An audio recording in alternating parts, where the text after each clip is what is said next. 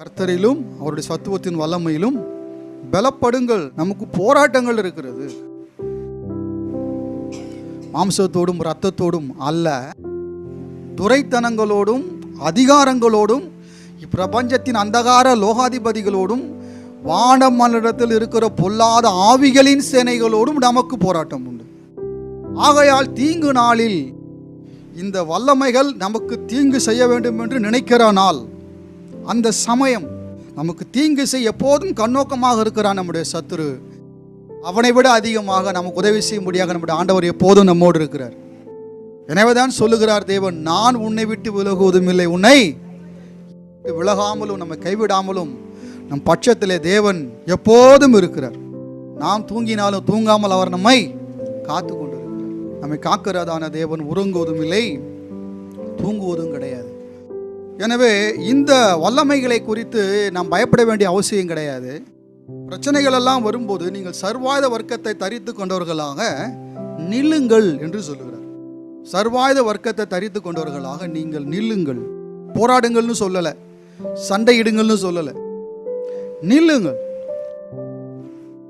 உங்கள் ஸ்தானத்தில் நீங்கள் தரித்திருங்கள். நீங்கள் யார் என்பதிலே, நீங்கள் எங்கே இருக்கிறீர்கள் என்பதிலே, உங்களோடு இருக்கிறவர் யார் என்ற விசுவாசத்தில் நீங்கள் நிலை எதிர்த்து நில்லுங்கள். கர்த்தருக்கு கீழ்ப்படிந்து அந்த வார்த்தையை விசுவாசித்து நாம் நிற்கும் போது பிசாசு ஓடி போவான். தாவீது என்ன சொன்னாரு? நிறைய பிரச்சனை இருக்கிறது அவருக்குள்ள. அந்த வேலையில் என்ன செய்கிறாராம்? நானோ தேவனை நோக்கி கூப்பிடுவேன், கர்த்தர் என்னை ரட்சிப்பார், அவர் என்னை ரட்சிப்பார். அவரை நோக்கி கூப்பிட்ட ஒருவரும் உதவி பெறாமல் போனது இல்லை.